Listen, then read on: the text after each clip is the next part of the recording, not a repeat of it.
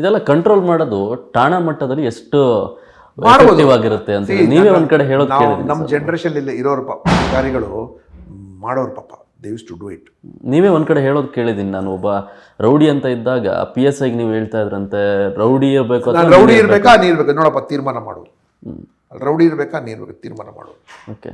So ಅಂಥದ್ರಲ್ಲಿ you have to tell ನೋಡಪ್ಪ ನಾನು ಅವ್ರ ಥರ ಮಾತಾಡಬೇಕಾ ನಿನ್ನ ಹತ್ರ ಮಾತಾಡಬೇಕಾ ಅಂತ ಸಲ್ಲ ಇದೆ. ಮತ್ತು ಅವ್ನ ಸುದ್ದಿ ನಾಳೆ ಏನಾದರೂ ಸುದ್ದಿ ಅವ್ನು ಬಂತು ಅಂದರೆ ನಾಳೆಯಿಂದ ನಿನಗೆ ಬಟ್ಟೆ ಬಿಚ್ಚಿಬಿಡ್ತೀನಿ ನಿನಗೆ ಅಂತ.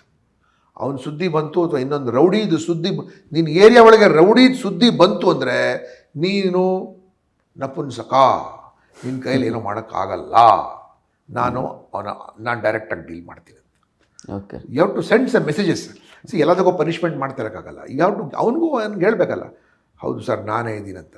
ಮತ್ತು ನಿನಗೆ IPC CRPC uniform jeep car motor cycle ಕೊಟ್ಟು ನಿಂಗೆ ಲಾ ಆ್ಯಂಡ್ ಆರ್ಡರ್ ಮೇಂಟೈನ್ ಯಾವನೋ ಅವನು ಕಾನೂನು ವಿರುದ್ಧವಾಗಿರೋನು ಅವ್ ಜನ ಅವನ ಹತ್ರ ಹೋಗ್ತಾರಂದ್ರೆ ನನಗೆ ನಿನ್ನ ಮೇಲೆ ಕಾನ್ಫಿಡೆನ್ಸ್ ಹೊಟ್ಟೋಗುತ್ತೆ.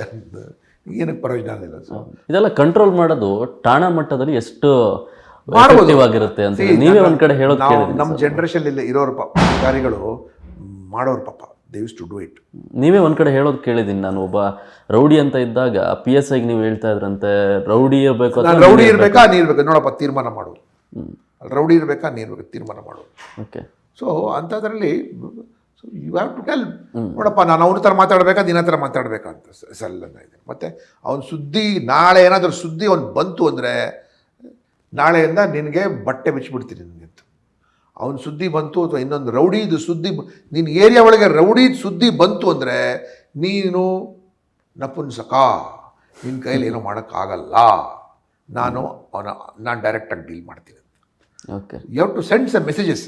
ಎಲ್ಲದಕ್ಕೂ ಪನಿಷ್ಮೆಂಟ್ ಮಾಡ್ತಿರೋಕ್ಕಾಗಲ್ಲ. ಯು ಹ್ಯಾವ್ ಟು ಅವನಿಗೂ ಅವ್ನಿಗೆ ಹೇಳಬೇಕಲ್ಲ, ಹೌದು ಸರ್ ನಾನೇ ಇದ್ದೀನಂತ. ಮತ್ತು ನಿನಗೆ IPC CRPC uniform jeep car motor cycle ಕೊಟ್ಟು ನಿಂಗೆ ಲಾ ಆ್ಯಂಡ್ ಆರ್ಡರ್ ಮೇಂಟೈನ್ ಯಾವನೋ ಅವನು ಕಾನೂನು ವಿರುದ್ಧವಾಗಿರೋನು ಅವ್ ಜನ ಅವನ ಹತ್ರ ಹೋಗ್ತಾರಂದ್ರೆ ನನಗೆ ನಿನ್ನ ಮೇಲೆ ಕಾನ್ಫಿಡೆನ್ಸ್ ಹೊಟ್ಟೋಗುತ್ತೆ. ಏನಕ್ಕೆ ಪ್ರಯೋಜನ ಇಲ್ಲ.